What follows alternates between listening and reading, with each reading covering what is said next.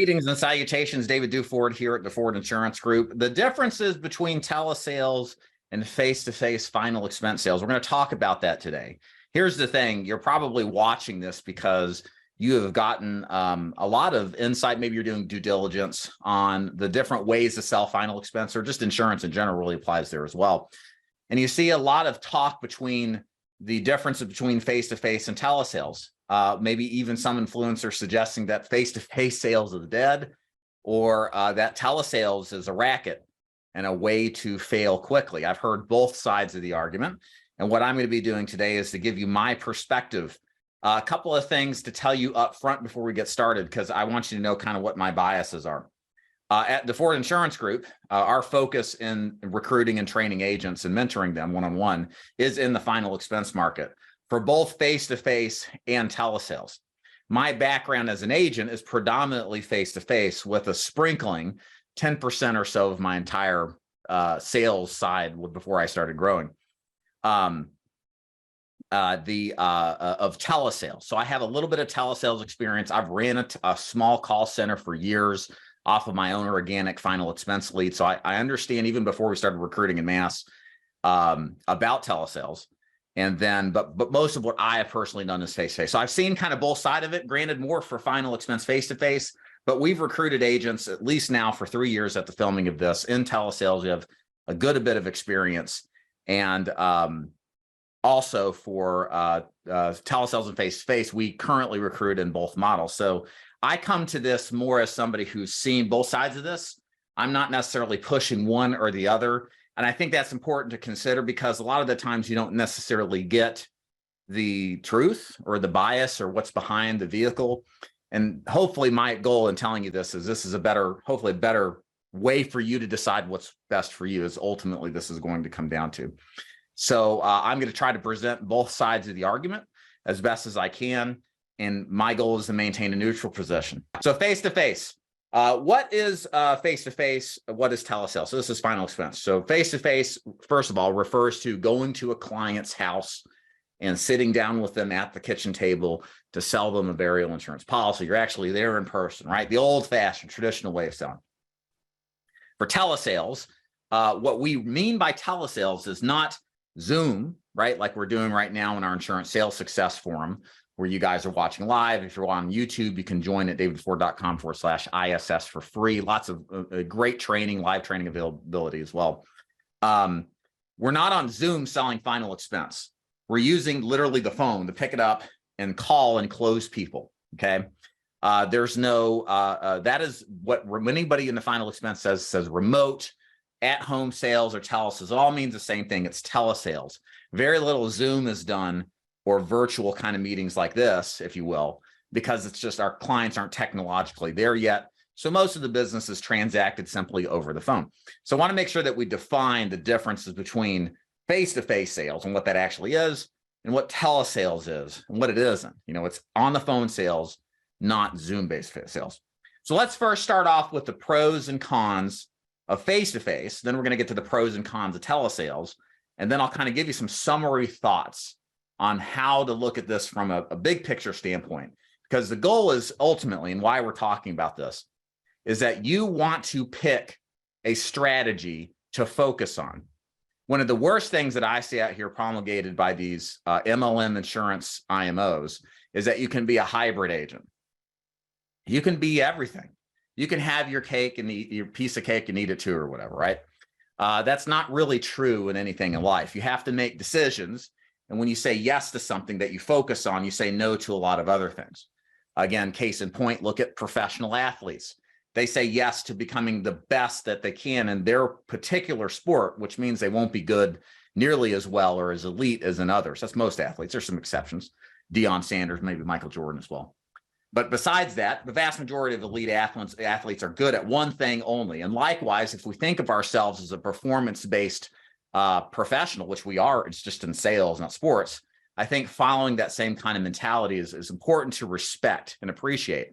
So all I'm saying is it's important to focus and choose one thing to focus on, especially as a new agent. If you're new to final expense or insurance, one thing I teach is you pick one product to focus on. For us, it's final expense as a new agent.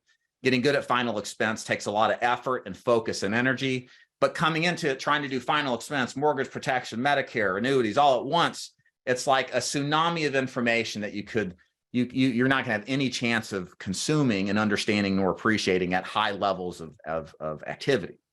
So we want to do one thing, not just one product well, but one style of selling well. Okay, it follows the same mentality. You want to focus on the one thing that gets you the best results, because focusing by itself on one thing is the way you get an edge in an otherwise difficult and challenging business like final expense, or any business for that matter. So all this is to say, you need to not hybrid as an agent. That's the first thing I'm going to suggest to you. Don't believe the hype that you can come in, sell over the phone a little bit here, go see people in person there. You're divvying up your approach to the business. And if you look at people who are actually successful at this business, what you'll see time and again is that they have one particular focus and they go all in one particular direction. Okay. So what you need to do if you haven't started this business, one of the things that you need to ask yourself, and my training will hopefully direct you, is which direction should I focus on? Entirely on face-to-face or entirely on telesales? You may not be 100% convinced, but my goal here is, is to help you feel strongly in one direction or another, and therefore have the confidence to go all in that direction. Okay, so don't do the hybrid thing, because it complicates the sales process, because selling in person is different from selling face-to-face or over the phone, excuse me. Okay, so now let's talk about the pros to selling face-to-face. So the first one, I think the biggest one, is the trust factor, okay? Senior citizens, baby boomers, have been told for decades that if somebody calls you over the phone, it's probably a scam. It's not, especially for selling over the phone to our clients. It's not a scam, of course. Not every phone call is a scam. But people have been essentially convinced to have a level of skepticism to anybody calling over the phone. So immediately, the one thing that face-to-face does is it eliminates that skepticism. When you see people in the flesh, people aren't worried about who you are and what your inclinations are nearly as much as if you show up in person. There are trust issues for sure in person or over the phone. It's just that you find a lot less of it in person. And when there's less trust issues, there's more ability to convince a stranger for them to hand money to you, okay? Otherwise known as getting a sale. So I think in a sense, selling in person, you're going to find it a lot easier to get somebody's trust very quickly, even at the door before you get in, than you'll find in many circumstances calling them over the phone. Second of all, it's easier to read and react. Here's the thing, a good salesperson has a script, right? Like we teach our agents, you got to follow the script, you got to memorize the script, because you have to have a track to run on. You're going to experience a number of issues along the way, and you need a plan of attack to overcome them. Our script, for example, does an excellent job of doing that.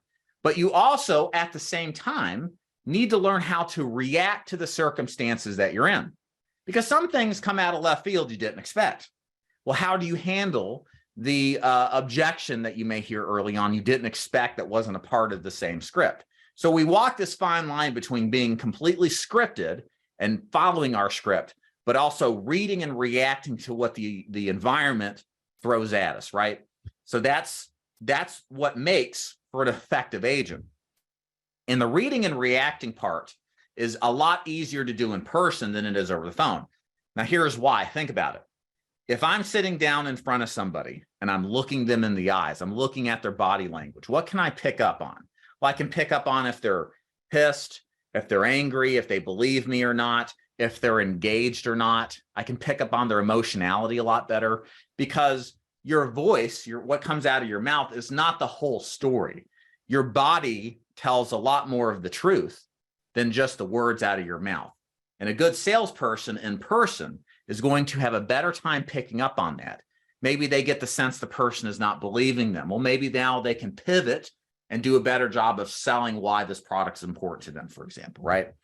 So what that means is a lot of the times agents end up closing more in person than they do over the phone, because they see and can read and react.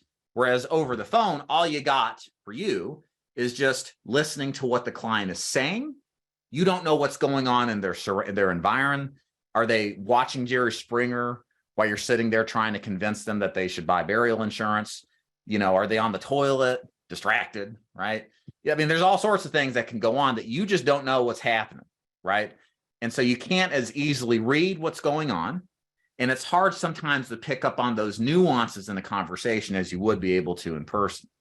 So there is a read and react issue. Now, of course, I believe, and I've seen this with good training, telesales agents can absolutely up their game on reading and reacting, be able to kind of assess in the moment, how well the client's engaged or believes. But that is a skill set that tends to take a lot more time to develop than the agent who just starts selling in person and kind of sense things with what's going on as they see it happen in front of them. So that's another benefit. Nicer people. I tend to think that if you sell in person, generally speaking, the people are a little bit more pleasant versus selling them over the phone. Think about it like this way. There's a lot of trolls and jerks and haters on the internet, right?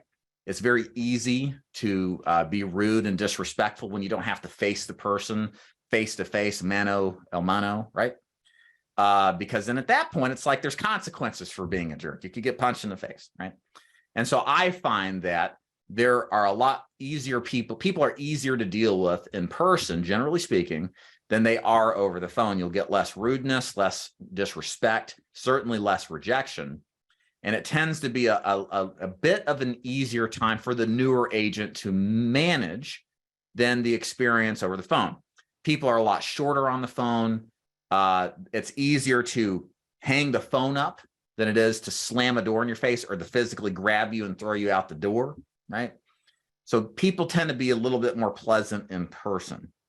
And the last benefit of face-to-face is that just bottom line, kind of a combination with easier to read people, the trust factor, the more pleasant the individuals are. There tends to be in face-to-face a higher conversion ratio. In other words, as an agent, you're going to sell more of your leads selling face-to-face than you would over the phone. I'll give you an example. I think I was talking to somebody about this the other day. If I were to go buy 100 Facebook leads and I were going to sell them in person, a good number of those close would be 15 to 20. Okay, so out of 100, if I close 15 to 20 policies, I'm considering that a pretty good success. Okay, take the same Facebook leads and now sell them over the phone. I consider a good sales success 5 or 7 policies out of 100. It's that big of a difference. Same people, but because the transaction is done over the phone and not in person where we have all these benefits, some people that would have bought in person just won't over the phone. And therefore, for face-to-face, you tend to have higher conversions and get more sales out of the same batch of leads, all right? So those are some benefits of the face-to-face. Let's talk about some drawbacks of face-to-face, because there's no, by the way, guys, hopefully you guys are seeing this. There's no perfect business model. Face-to-face isn't inherently better than telesales, as you'll see. Every business has its set of problems.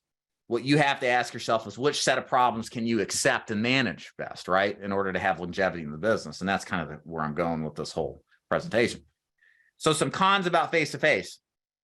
Windshield time.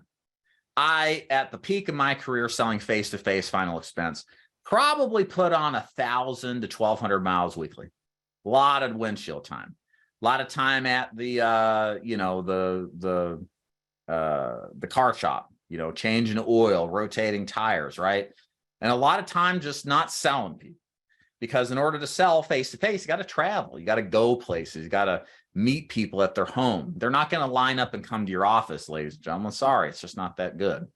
This is a proactive sales type of job. So you got to go see the people where they're at their homes. And that means windshield time, that's lost time that you won't be selling, that arguably, as we'll talk about in a moment, you could possibly be more efficient and be selling more and presenting more over the phone.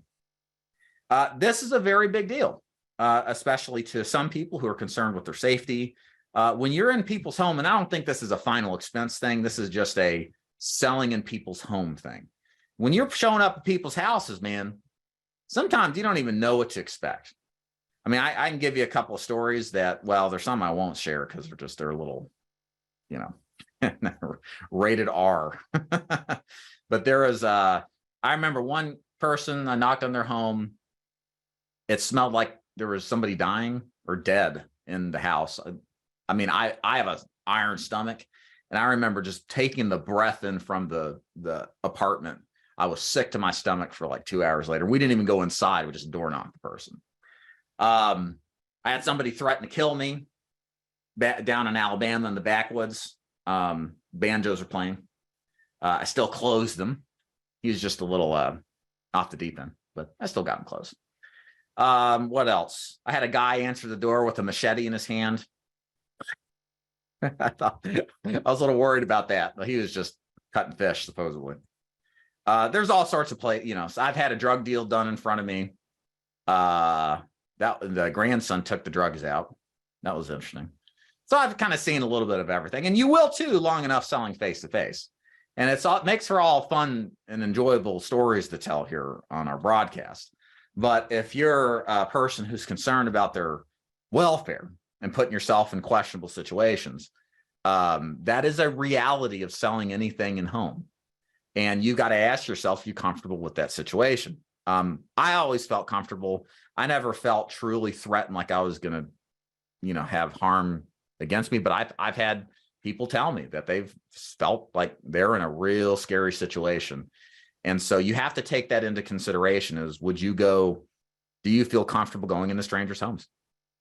And, if you're not, that's kind of why telesales is good, because you can avoid that risk entirely and still have an opportunity to help people with life insurance without putting yourself in potentially, strange situations, risky situations. Okay. And then there is an argument to make about face-to-face sales that it's inefficient. Again, this kind of goes back to the windshield time. You may start the day and have no preset appointments, and you just have to door knock and hope that people are there. And every single face-to-face agent has spent a day in the field where nobody answers the phone, and you're just running around in circles, and it's just a real frustrating experience, right? And all you've done is put on several hundred miles on your car, and nobody's been home or lets you in, and you're kind of like, well, that sucked. And I kind of have some things to say about the efficiency argument. I'll kind of save it to the end here because it's important, but it's not the main thing. But that is an issue, and it can be frustrating. So cons: windshield time, efficiency, and being in some nasty, weird places. Definitely comes with the territory and final expense. Not that every situation's like that, but it is something that with enough time on task, you'll run into some strange places. So you got to consider that. Okay. So now let's talk and shift gears to telesales and talk about some pros to telesales. And some of this will be kind of like the inversion of what the cons or the pros were of face-to-face. So first of all, the efficiency argument. If you're selling over the phone, you're probably at home. Okay. So instead of traveling an hour and a half to go to your first appointment, you travel like 30 seconds downstairs to your office, put your headset on and start calling. So there's a lot less time to just start the business model. You're starting the business model at home in your area and where you live, and you can start selling right away without the time to not just get there, but to come home. So there's an absolute efficiency argument to be made there. Also, you're just sitting there constantly doing outbounds or taking inbound calls. Most of our agents for Insurance Group do outbound calls where you get leads, you make outbound calls and make the process happen. But there's a process of which you can do this over and over again. And you're in control, and you're always prospecting, always attempting to get people to pick up the phone. You're always doing sales-based activity. Whereas if you're selling or selling in person, you got that windshield time thing, and you can't really do much while you're driving, okay? Except like listen to motivational tapes or YouTubes or my YouTube channel. You should listen to my YouTube channel, of course. But other than that, what else are you going to do with your time, right? So with telesales, you can spend that time in a proactive sales orientation that you necessarily can't get with face-to-face, which leads to another benefit: more presentations. You can talk to more people over the phone than you can face-to-face all day long. When you're really good on the phone and you can get people into conversations and get past some of that initial resistance, which is a little higher with telesales, we'll get to that in a minute, you can have more total talk time and conversations than the guy or gal who's selling in person. So arguably, more presentations leads to the more potential of more sales, right? So there is that potential, if your system's set up the right way, you got enough prospects, enough leads to talk to, that you can get a lot more out of it, arguably, potentially. The other benefit is that you're at home. Again, you don't have to travel anywhere. You don't have to go see weird people. You just get to talk to weird people. You get to stay at your home. There's a sense of safety out of it. A lot of people want that. It's also a business model that you can take on the road. There are people who sell final expense that maintain a residency in the States, but they live internationally.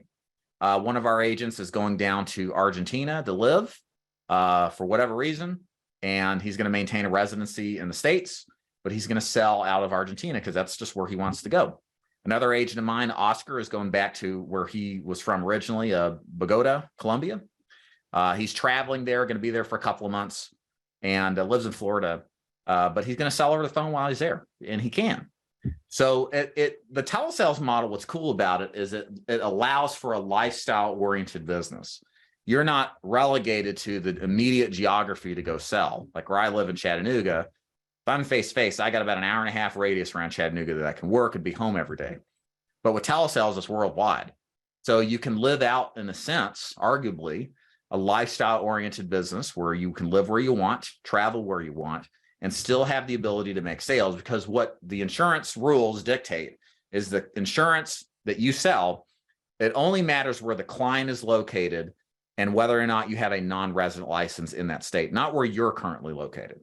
So if I'm in Australia and I'm over there, right, boxing kangaroos when I'm not on the phone selling, and I'm selling somebody in Georgia, I can be in Sydney making closing deals in Georgia, the state, as long as I got a non-resident license.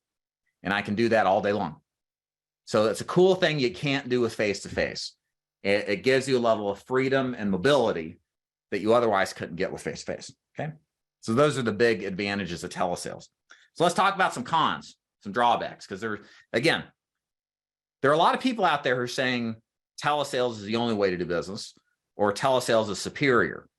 And again, consider the source. A lot of these influencers or people recruit and build strictly to telesales. They don't do face-to-face, so they're biased. I'm telling you, my bias is up front. We do both. So I'm well aware of the cons and the pros of each. And, as far as you're concerned, as you'll discover, there are opportunities with both, and you need to know both sides to make a good, balanced decision. So the drawbacks of telesales is that we talked about the trust issue face-to-face, right? Remember the trust issue, you see people face-to-face that you kind of trust you. When you're over the phone, that is now an impediment. People don't know who you are, because when you're doing final expense, you're doing outbound calls that are based off of filling a form out. You haven't built a brand. There's no brand appeal that has built your reputation up to it. There's some things you can do with some self-generation and some drip campaigns prior, but it doesn't elevate the call quality that much, I would argue.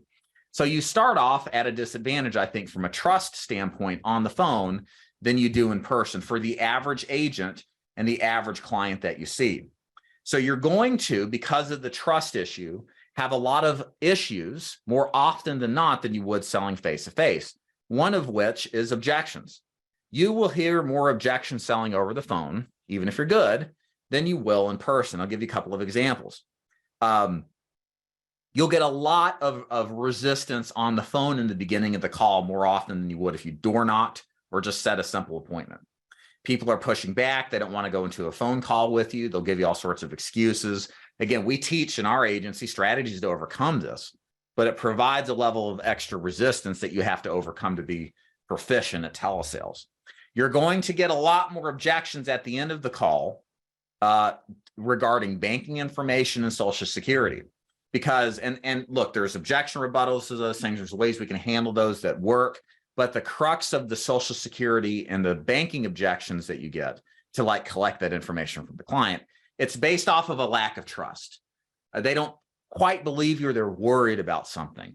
And I think that tends to be more inherent as not a bug of the system, but a feature. It's just normal in a telesales model. And again, you got to get good at overcoming those. You have to have, like what our agent said the other day, a good word track to overcome those objections. But more importantly, you have to be intentional about building trust and likability over the phone much, much more than you do face-to-face, because that's where the real core of those pushbacks and objections come from. There are less replacements over the phone sales than face-to-face. One of the things that helps face-to-face agents close more deals, especially if you're a broker. Okay, if you like work with us, we're not married to one company. We're going to have a collection of carriers you work with. That allows you to go out there and shop for the best combination of price and coverage for your client. Having options and going in the home, we're able to actually lay hands on the policies our clients have. And one of the things many of our clients or agents say is about 3/4 of the time, if a client already has coverage, what they think they have isn't what they have. There are countless examples on our winners board that we share on our agent site where agents say, hey, this client said she was fine. I got in anyway with your scripting and training, and lo and behold, the policy they had was a load of garbage. I was able to get a replacement on that, sell an even bigger policy, and the client is thrilled because it's a better deal.